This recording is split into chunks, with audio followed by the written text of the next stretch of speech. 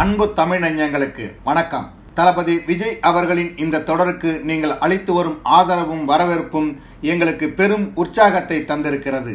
உங்களுடைய கருத்துக்களையும் பதிவு செய்தால் அது தமிழ் வலைக்காட்சியின் வளர்ச்சிக்கு பெரும் உதவியாக இருக்கும் என நம்புகிறேன். சென்ற பகுதியில் தளபதி விஜய் அவர்கள் என்னை யாரும் தேட வேண்டாம், நான் வீட்டை விட்டு வெளியேறுகிறேன் என்று கடிதம் எழுதி வைத்துவிட்டு சென்றதை தெரிவித்திருந்தேன். இந்த 4வது பகுதியில் அடுத்து அவரது வாழ்க்கையில் என்னென்ன முன்னேற்றங்கள் நடந்தது என்பதை பார்ப்போம். வாங்க நிகழ்ச்சிக்கு போகலாம்.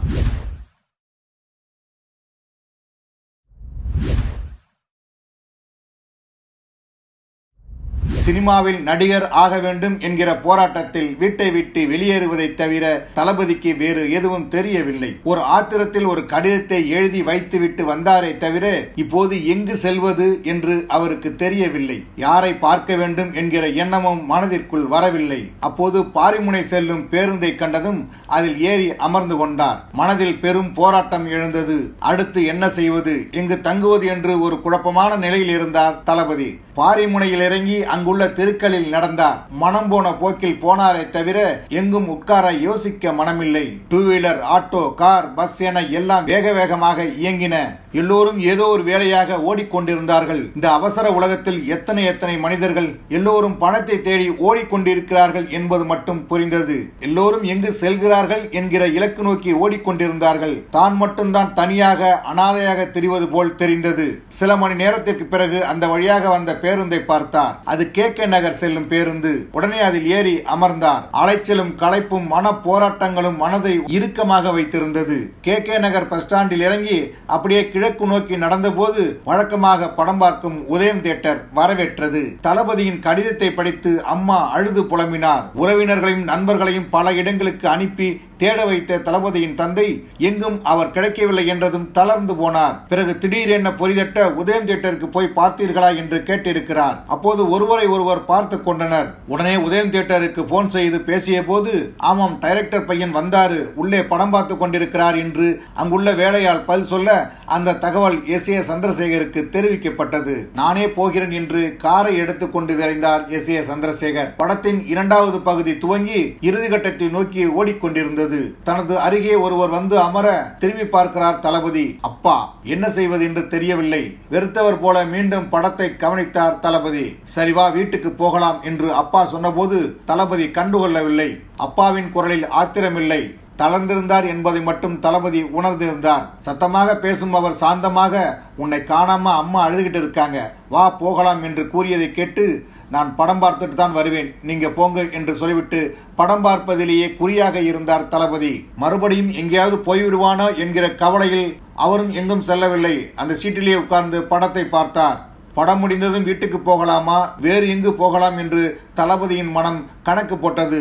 சிறிது நேரத்தில் படம் முடிந்தது. படம் முடியும் வரை கூடவே இருந்தவர் படம் விட்டதும் கார் அருகே சென்று வா போகலாம் என்று அழைத்தார். பதில் எதுவும் சொல்லாமல் காரில் ஏறினார் தளபதி. காரில் செல்லும் போதும் எதுவும் பேசவில்லை. வீட்டில் என்ன மாதிரியான கேள்வி எழும், என்ன பதில் சொல்வது என்று பல சிந்தனைகள் மனதில் எழுந்தன. ஆனால் சினிமாவில் நடிப்பது என்பதில் மட்டும் உறுதியாக இருக்க வேண்டும் என்று தனக்குள் கூறிக்கொண்டாராம் தளபதி. வீட்டுக்கு கார் சென்றதும் அம்மா ஓடி வந்து தளபதியை கட்டி அணைத்துக் கொண்டு அழுதிருக்கிறார். ஏண்டா இப்படி செஞ்சே என்று அம்மாவின் தழுதழுத்த குரல் அழுகிற நிலையை உருவாக்கியது. பிறகு தைரியத்தை வரவழைத்துக் கொண்டு வீட்டுக்குள் சென்றார். அப்பாவும் உள்ளே வந்தார். நான் ஒரு நடிகனாகணும், உங்களால் முடிஞ்சா என்னை அறிமுகப்படுத்துங்க, முடியலன்னா சொல்லிடுங்க, நான் ஏதாவது ஒரு டைரக்டர் கையை காலை பிடித்து நடிகராகி விடுகிறேன் என்று அப்போதும் சொன்னார் தளபதி.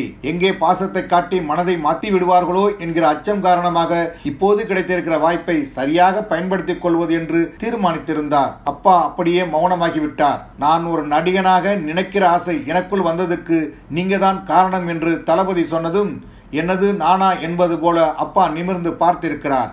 சின்ன வயதிலேயே எனக்கு நடிப்பை சொல்லிக் கொடுத்தீங்க, பிறகு சின்ன சின்ன வேடங்களில் நடிக்க வச்சு அழகு பார்த்தீங்க, அது என் மனசுல பதிஞ்சு போச்சு. விஜய், நீயும் ஒரு நடிகண்டா என்கிற நினைப்பு எனக்குள் வந்துவிட்டது. அதை இனிமேல் என்னால் மாற்றிக்கொள்ள முடியாது.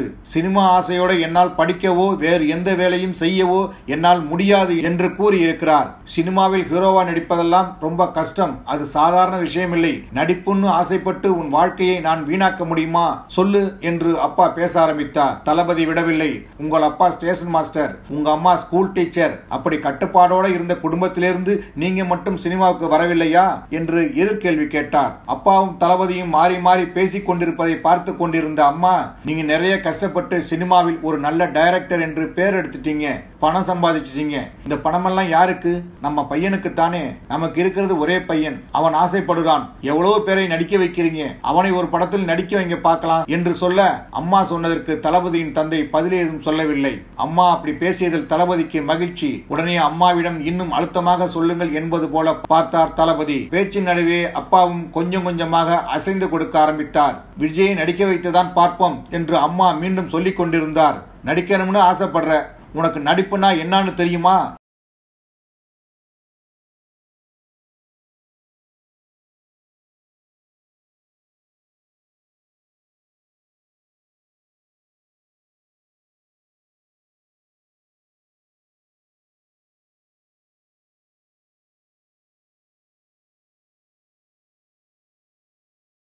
என்னைக்கு நடிகனாக வேண்டும் என்று நினைத்தாரோ அன்றிலிருந்து ஒவ்வொரு நடிகரின் நடிப்பையும் கூர்ந்து கவனிக்க ஆரம்பித்திருக்கிறார். ஒவ்வொருத்தர் ஸ்டைலும் வேறு வேறாக இருப்பதை புரிந்து கொண்டிருக்கிறார். உடல் மொழி, வசனம் பேசும் விதம் என எல்லாவற்றையும் உள்வாங்கி இருக்கிறார். அதனால் அப்பா நடிப்புனா என்னான்னு தெரியுமா என்று கேட்டபோது ஒவ்வொருத்தர் நடிப்பை பற்றியும் அவருக்கு உணர்த்தி இருக்கிறார். கல்லூரிக்கு செல்வதாக கூறிவிட்டு கராத்தே கற்றுக்கொண்டது, நடனமாடி பயிற்சி பெற்றது என்று தனது திறமைகளின் வெளிப்பாடுகளை உணர்த்தி எல்லாவற்றுக்கும் நான் தயாராகத்தான் இருக்கிறேன் என்று வெளிப்படுத்தியிருக்கிறார். முழு மனதோடு தளபதியின் திறமையை ஏற்கவில்லை என்றாலும் தனது திறமையால் கதாநாயகனாக தளபதியை நடிக்க வைப்பது என்று ஒத்துக்கொண்டார் அப்பா. அம்மா அப்பாவுக்கு நன்றி சொல்ல தளபதிக்கு பெரிய மகிழ்ச்சி.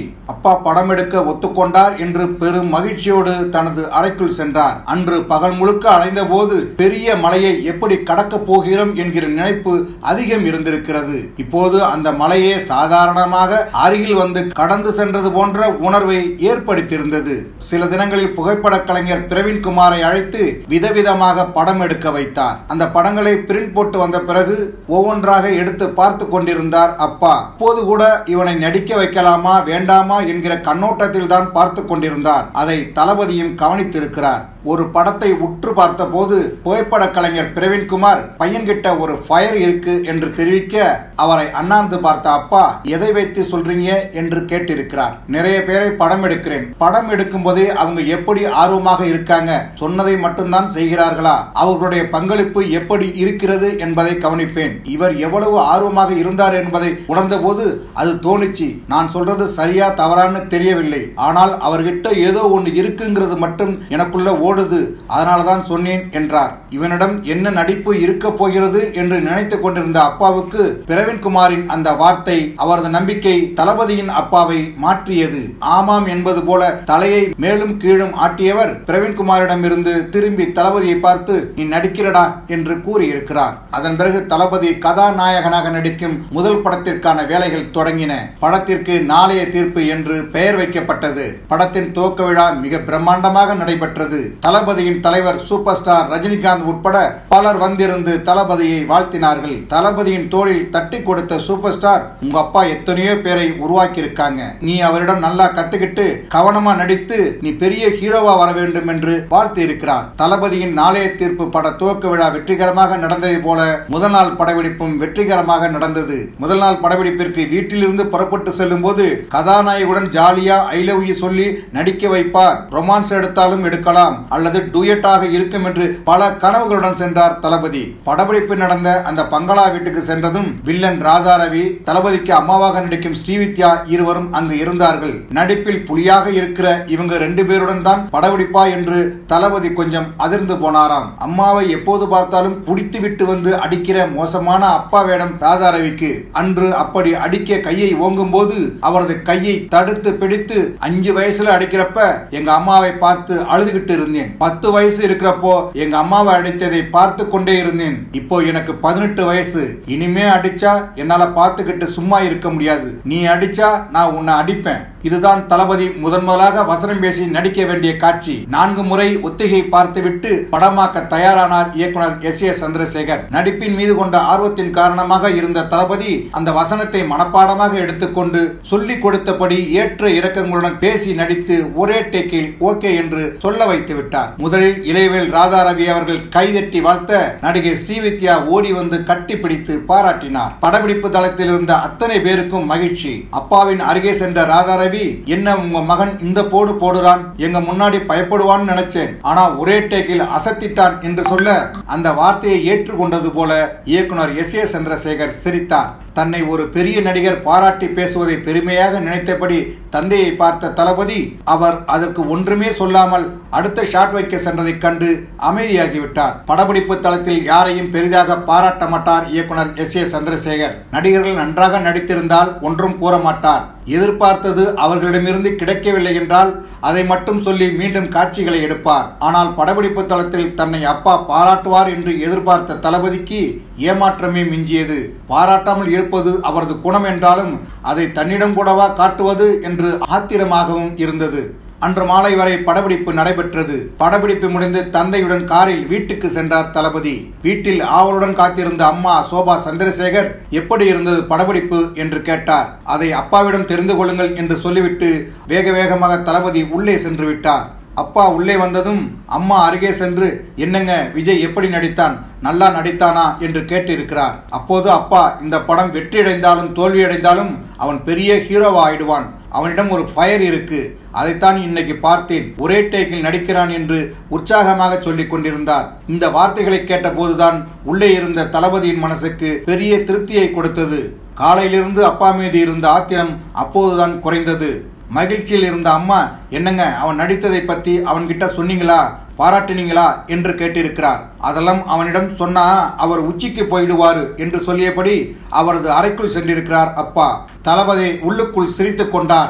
நாளைய தீர்ப்பு படத்தின் வேலைகள் தொடங்கி பட பூஜையெல்லாம் நடந்த பிறகு ஒரு நாள் கலைஞானி கமலஹாசனிடம் தளபதியை அழைத்து சென்றிருந்தார் அப்பா சந்திரசேகர். பிரசாத் ஸ்டுடியோவில் ஒரு படத்தில் அப்போது நடித்துக் கொண்டிருந்தார் கலைஞானி கமலஹாசன். அவரிடம் தளபதியை அறிமுகப்படுத்தி, இவன் எனது மகன், இப்பவே நடிக்க வேண்டும் என்று ஆசைப்படுகிறான், நானும் அவனை நாளைய தீர்ப்பு என்கிற படத்தில் நடிக்க வைக்க இருக்கிறேன், அவனுக்கு நீங்க கொஞ்சம் அறிவுரை சொல்லுங்க என்று அப்பா கூறியிருக்கிறார். தளபதியை பார்த்த கமல்ஹாசன் அவரை அருகில் அழைத்து உட்கார வைத்து தளபதியின் கையை பிடித்து கொண்டு, நடிக்க முடிவு எடுத்த பிறகு யாருக்காகவும் முடிவை மாற்றிக்கொள்ளாதே, உங்க அப்பா வாய்ப்பு கொடுத்தால் கூட நீ ட்ரை பண்ணு, நடிகனா வந்துடணும், வேற என்னமே இருக்கக்கூடாது என்று கமலஹாசன் அவர்கள் கூற அவரை வைத்த கண் வாங்காமல் பார்த்திருக்கிறார் தளபதி.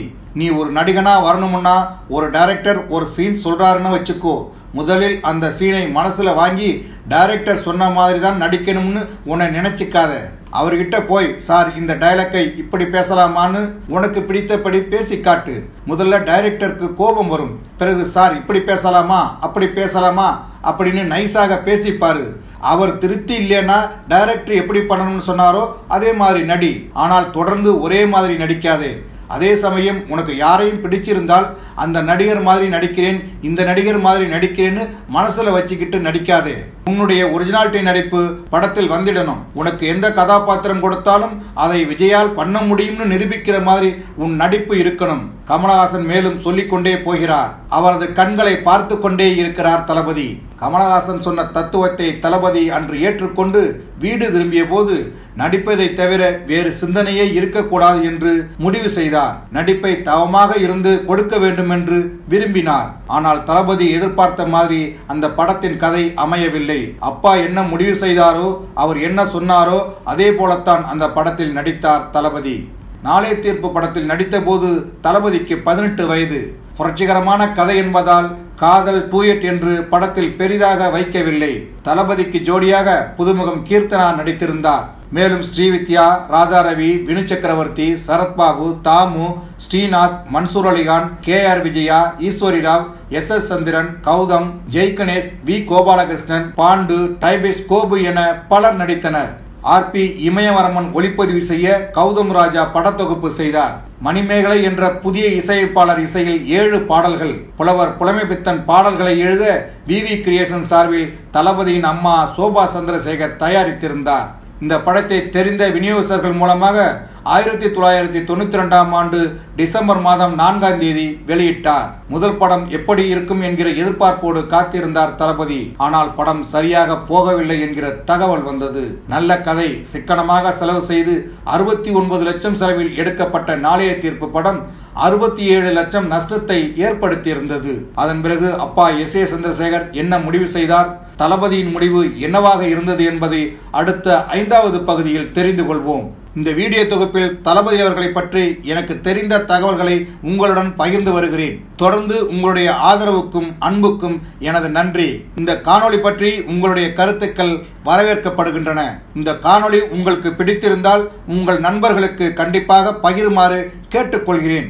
எல்லோரும் தமிழ் வலைக்காட்சியுடன் இணைந்திருங்கள். சப்ஸ்கிரைப் பண்ணாத தோழர் தோழிகள் சப்ஸ்கிரைப் பண்ணுங்க. கலை இலக்கியம் யாவும் மக்களுக்கு.